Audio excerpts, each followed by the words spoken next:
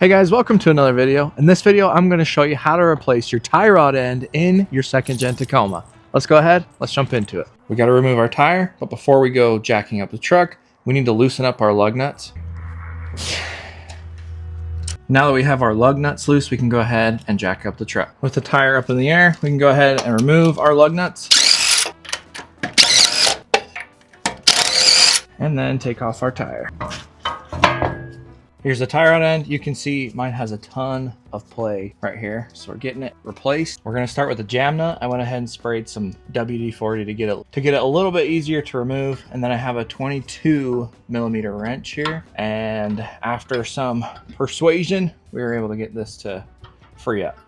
So now with this end free, we got to remove our cotter pin. I've got some wire snips and I'm just going to use those to kind of bend the cotter pin straight. And with some pliers, we can wiggle it out of there. There we go.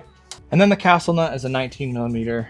So we're going to go ahead and get that loosened up. If the ball joint inside starts spinning, you might have to use some locking pliers like I have here to hold it still while you remove the nut. And there we go. We got that removed. And now we might have to smack the knuckle right here with a hammer to get this Tacoma all the way out of here. Okay, and now that that's out of the knuckle, we're gonna spin it out of here, but you gotta keep track of how many spins, how many rotations you have as we're removing it. There's 1, 2, 3.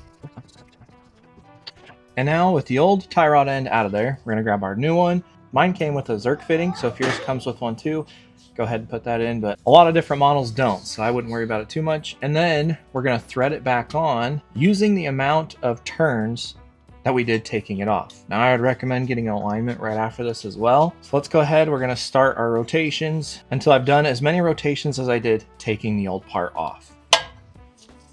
So we got that spun on there, 12.5 times is what I counted when taking the old one off. And we're gonna go ahead and put it back in its spot and then put the castle nut back on before we go ahead and tighten down the jam nut. So here's our new castle nut and cotter pin going back on. We're going to tighten that up till it's snug and then torque it down to the torque spec shown right here. And the key is to torque it down to spec and then make sure that your holes line up for the cotter pin. If the hole doesn't line up with the castle nut, go ahead and tighten it down just a little bit more until it does. Don't loosen it up, tighten it up. As you can see, we've got the castle nut lined up with our hole and we can add our cotter pin.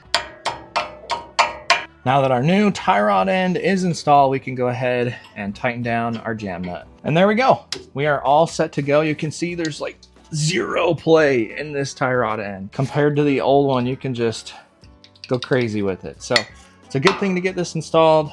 Let's finish it up by putting the tire back on. So there you have it. That's how to replace the tie rod end on your second gen Tacoma. If you found this video helpful, I'd really appreciate it if you gave it a thumbs up, comment down below, subscribe to the channel for more, and I'll see you in the next one.